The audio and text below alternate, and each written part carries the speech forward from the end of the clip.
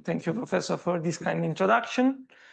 I will try to show you some of the most fancy and interesting application that we have done since I started my PhD on laser-induced graphene. And as you can imagine, for all the application that Professor mentioned, this cannot be a one-man work. So this is a full team that is working on this application, starting from Professor Marocco as our guidance, postdoc and PhD students, but also master thesis students, which I wish to thank because they put a lot of effort and energy in the work. Now, as we probably understood from this workshop, LIG has been mostly used for sensor and low frequency application. We have seen supercapacitors, sensors for soft actuators. Probably you recognize some of your work in this slide. And the same is not true for antennas, because if we look at the number of scientific publications that we can find on Scopus for laser-induced graphene and laser-induced graphene antennas, we have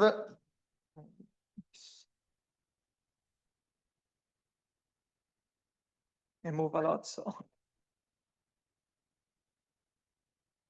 okay. We have a huge difference since its discovery in 2014. Just let's say 40 papers have been published.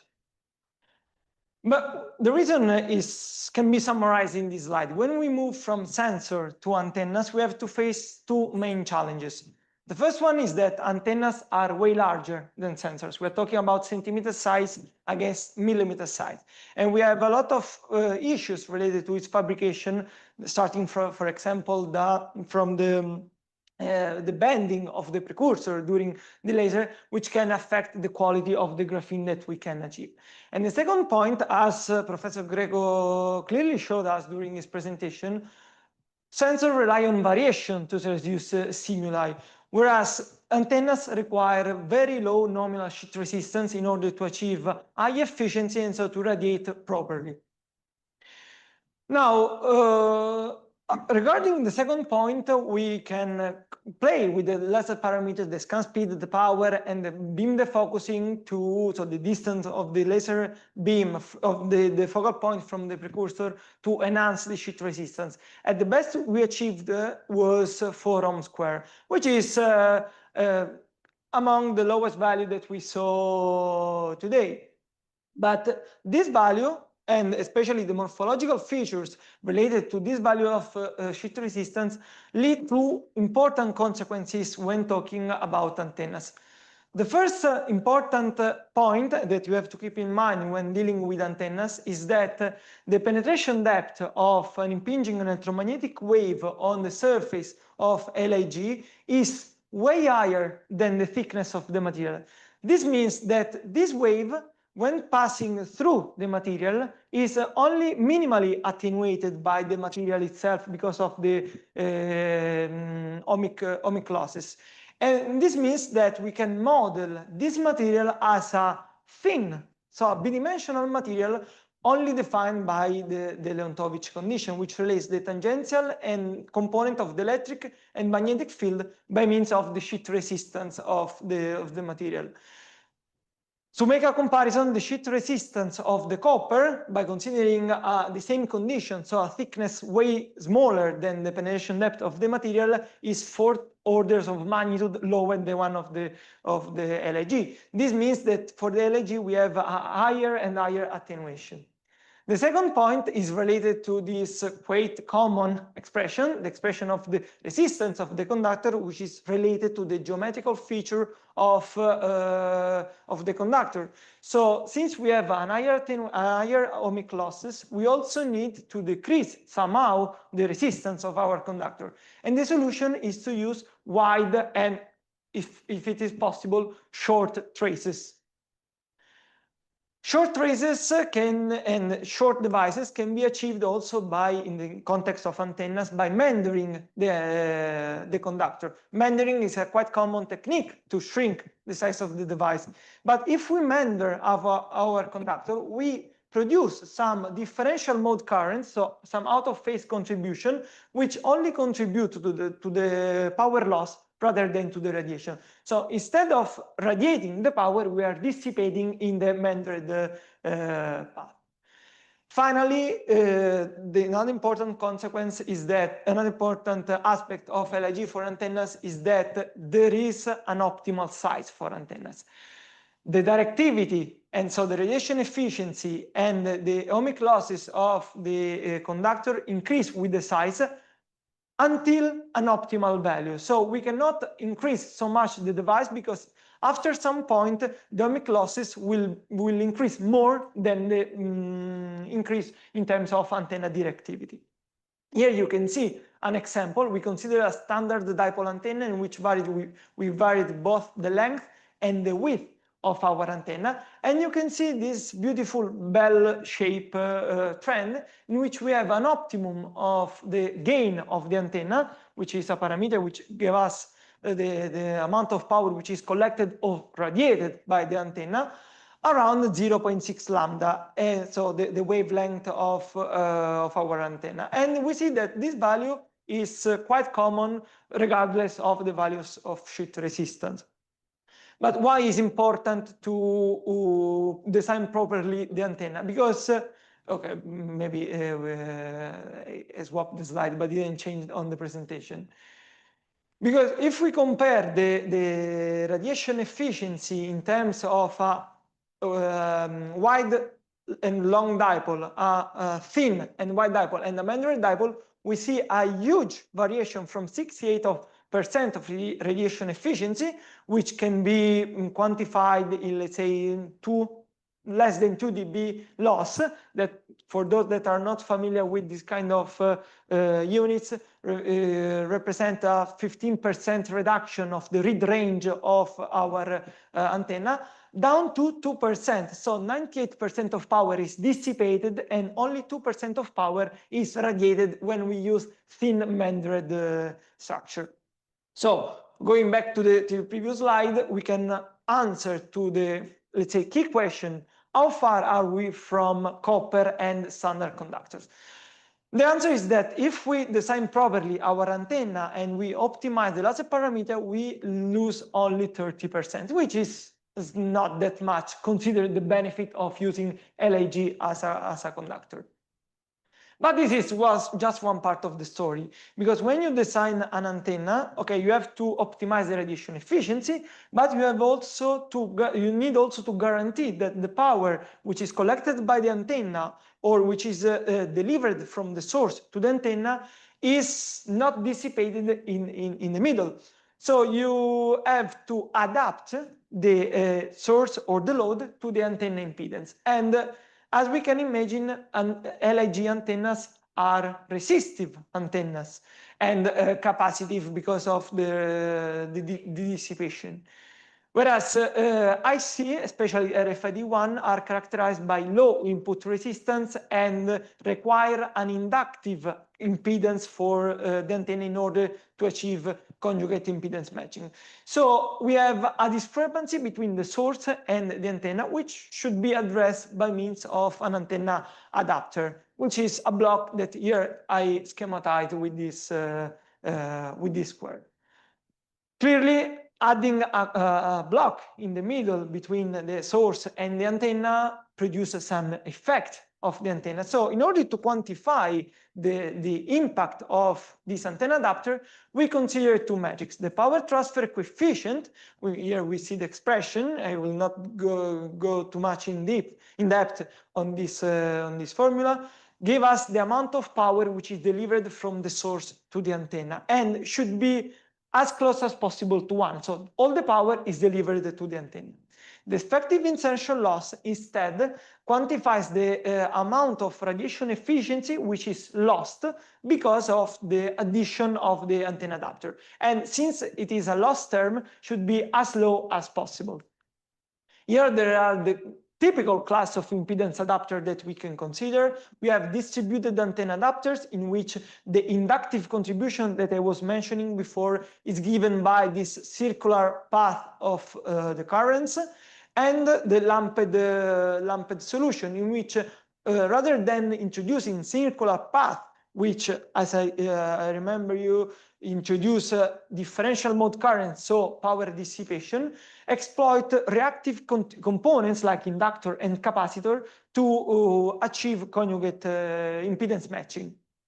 What I want to put the emphasis on is that for the distributed, we have, let's say, a subcategory, which is the loop match solution, in which we don't have anomic contact between the LIG radiator and, let's say, the exciter of our antenna, which can be made both of LIG or, let's say, metallic conductor.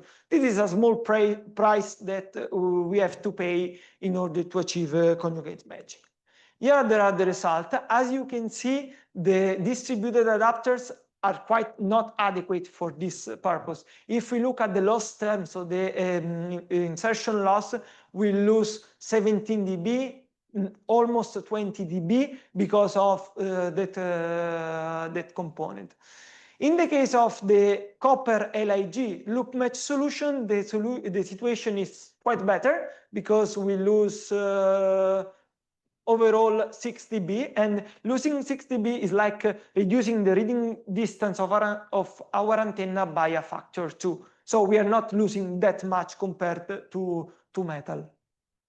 But if we look at the lumped solution, so if we consider one or multiple reactive component, we are able to minimize this loss down to 0 dB. So we can use a single inductor to tune the impedance of our antenna to the impedance of our load without paying any price, so at any cost. We also validated our numerical results by means of some prototypes that well compares in terms with respect to simulation. Here there is the gain of our antenna, both simulated and measured, and we see a good agreement regardless of the antenna adapter that we considered. But after the fundamental parts, now I want to show you some application that we developed based on this knowledge. You will see the faces of these master students that worked on this project. And the first solution that I want to discuss on is related to smart packaging. The reason behind the use of LIG for smart packaging is quite simple. We will not spend so many words on it, but what I want to describe is the rationale behind our device. So we have a wireless device which comprises a sensor, in our case an interdigitated capacitive sensor, and an antenna. These two are connected by means of an RFID IC, which is responsible for both the communication with an external RFID reader and for the extraction of the capacitance. Why the extraction of the capacitance? Because the sensor is loaded with a chemical interactive material, in our case is polyethylene glycol diacrylate, PEGDA, which swells upon exposure to triethylamine or to amine in general. Amine is a product of food spoilage, so we intended to use this solution to monitor the food spoilage. Why I call this structure heterostructure? Because we use different laser settings within the same manufacturing process to engrave the sensor and the antenna. And here there is the result. This is our tapered dipole antenna with the interdigitated capacitor in between the two arms of the dipole, and you can see the different laser settings here for the interdigitated capacitor and for the antenna with different values of sheet resistance. For the sensor, we chose these settings because we wanted to optimize the resolution during the engraving to create this small gap between the fingers of the capacitor. Here there is the test of our sensor. You see that in terms of electromagnetic response, once again there is a good agreement between measurement and simulation. And if we look instead of to the variation of capacitance, which was collected wirelessly by our sensor, you can see here the setup with this fish hanging outside the window for, let's say, safety purpose. We have a short variation of capacitance upon the exposure to different concentration of 3-ethylamine. And by means of simple machine learning algorithm, we were able to establish the concentration of 3-ethylamine which the sensor was exposed to. Another application, smart prosthesis. Why smart prosthesis? Talking, let's say, in general terms, once we have to deal with a surgery for the implantation of a medical device, we want to exploit this device as a gateway for the inside of our body. So we want to exploit the prosthesis itself to collect data, both logistic, let's say, identification data and sensing data. But how LIG can be considered a promising solution in this context? The reason is explained in this picture, because PIC, which probably all of you know, is precursor of LIG, is steadily replacing metal and ceramics into prosthesis. Why? Because it is lighter, it is compatible with imaging techniques, and compared to ceramic, it is less brittle. So there is less risk of fracture and so infection for the patient. And here there is our vision. We envision the LIG as a tattoo on a PIC prosthesis that we can leverage to extract data about the health status of our patient. We tested our prototype in a liquid phantom mimicking the muscle tissue.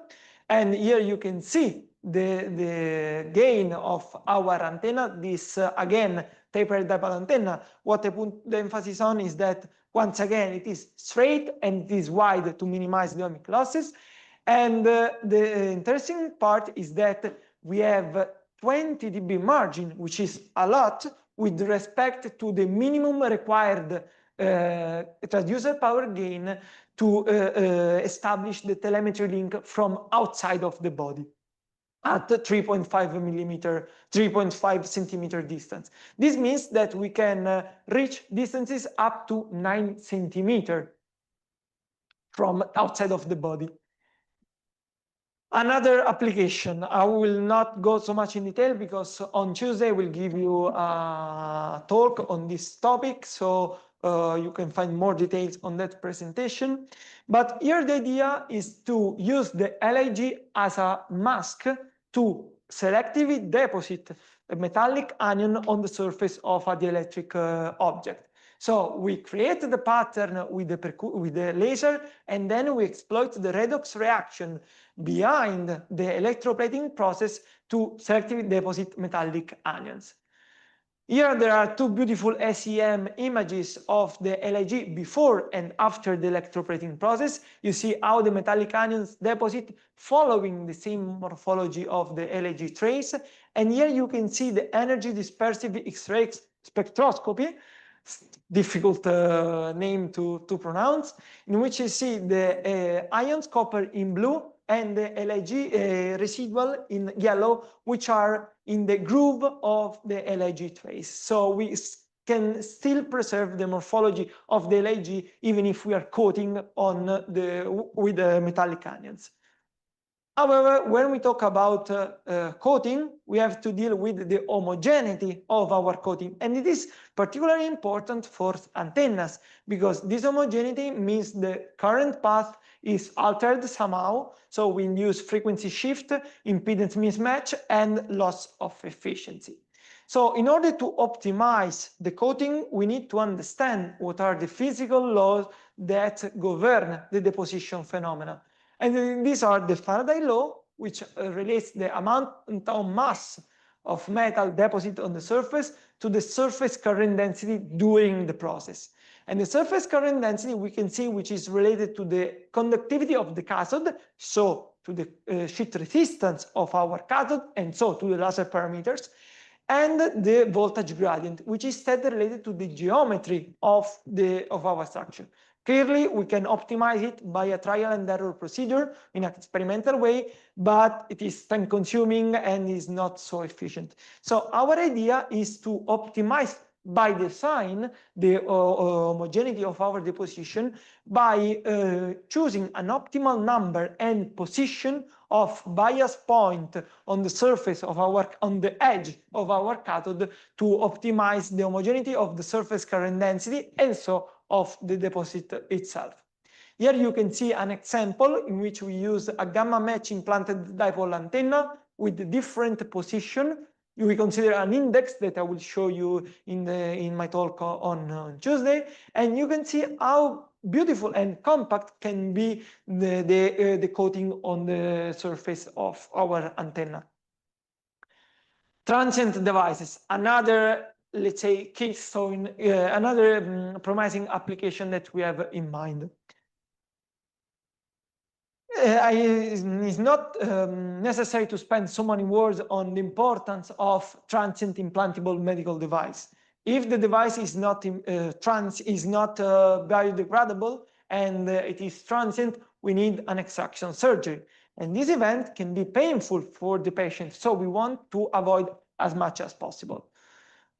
Even if the device must not removed, we may have the need of temporary devices like pills and scaffold. So there is an important need of transient medical devices in the industry. Clearly, when we talk about transient electronics, we have to deal with the transient biodegradable, let's say, dielectrics and biodegradable conductors. We have a lot of choices, plenty of choices for the printed dielectrics, but the same is not true for conductors, because even if there are some solutions, these are quite difficult to handle and to manufacture. So our idea is to combine laser-induced graphene and these biodegradable dielectrics, in particular the polyvinyl alcohol, to create transient antennas. And here there is the process. As some of you showed before, we use a quite straightforward transfer technique. So we solubilized the surface of the PVA in order to make it infiltrate inside the LIG flakes. We place our antenna on top and we apply for a limited amount of time variable pressure and heat. So after 20 minutes, we peel off the LIG, the captain from this assembly, and we were able to achieve a complete transfer.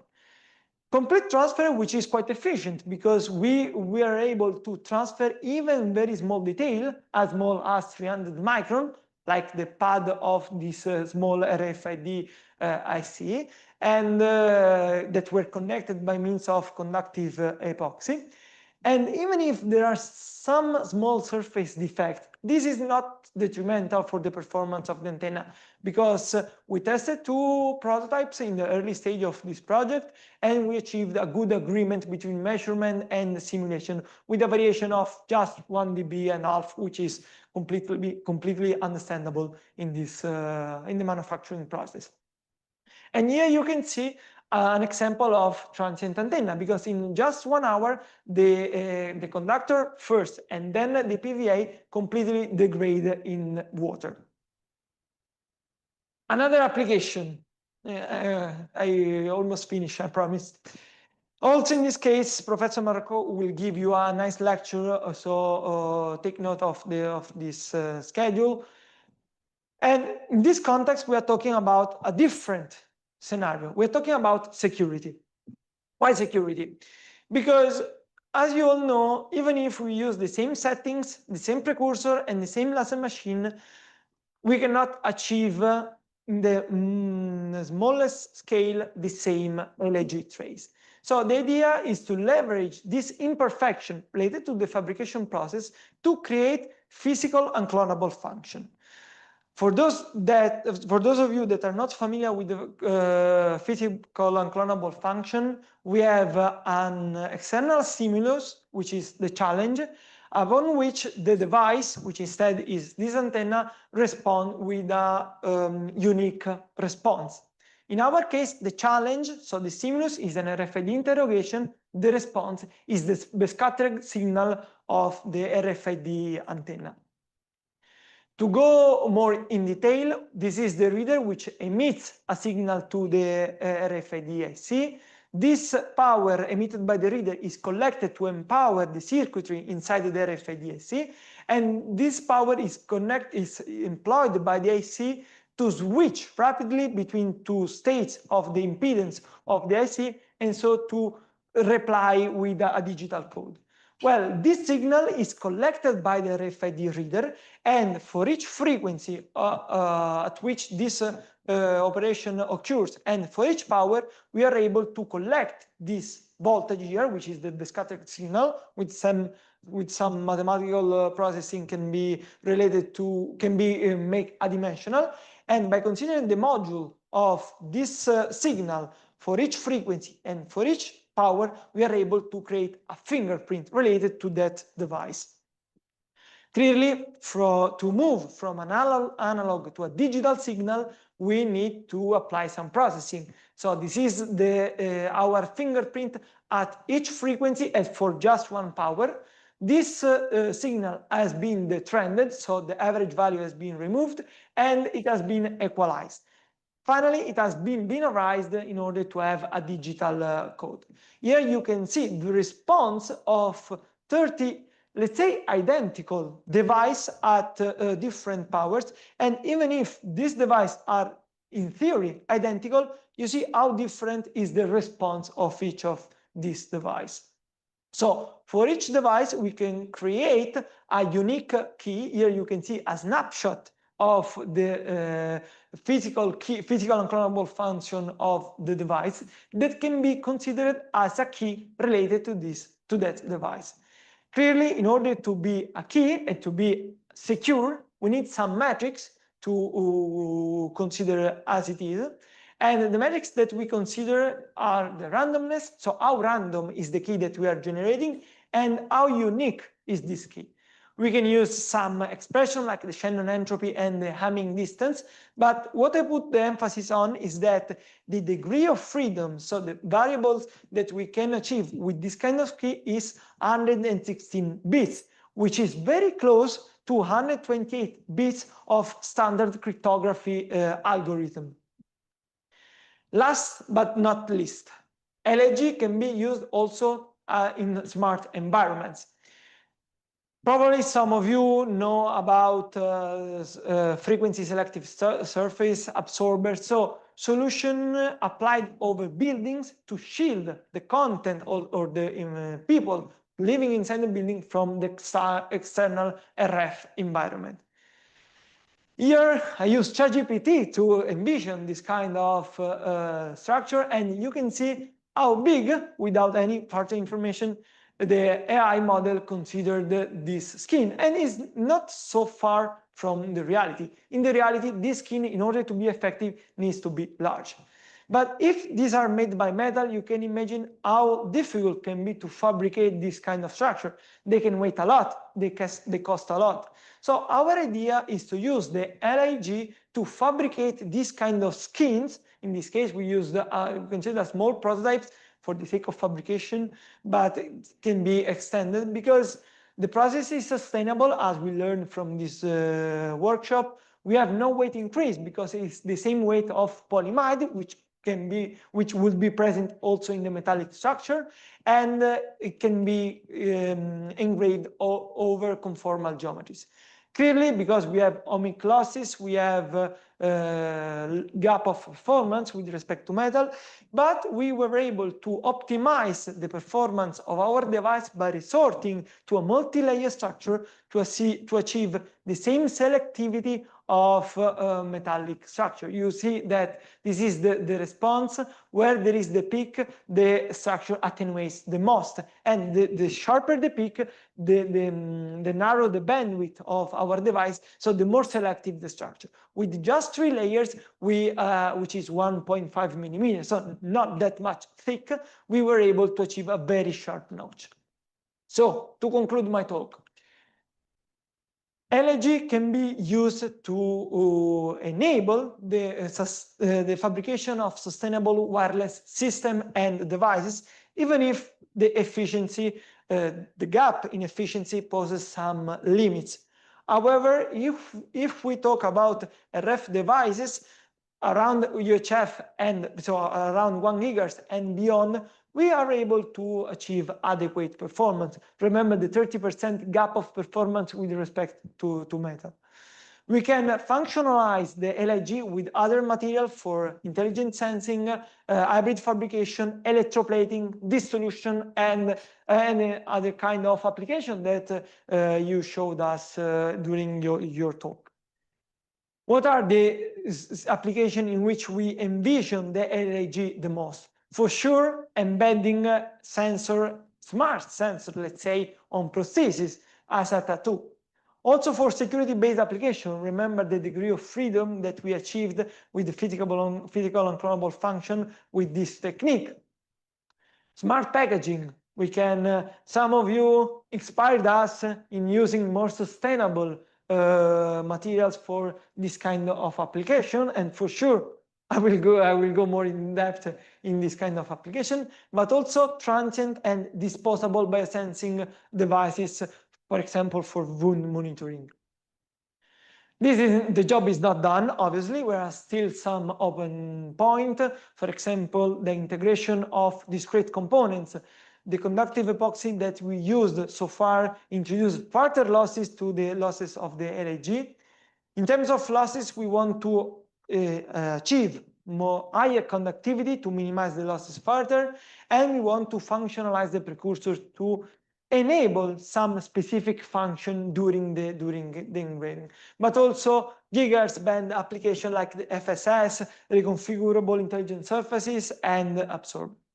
So I concluded my talk, and if you want to learn about our research topic, our work, here you can see some testing tutorial that we published in 2024, so they're quite recent. This one is more related to the application. This one instead is more related to the technical aspect of our work.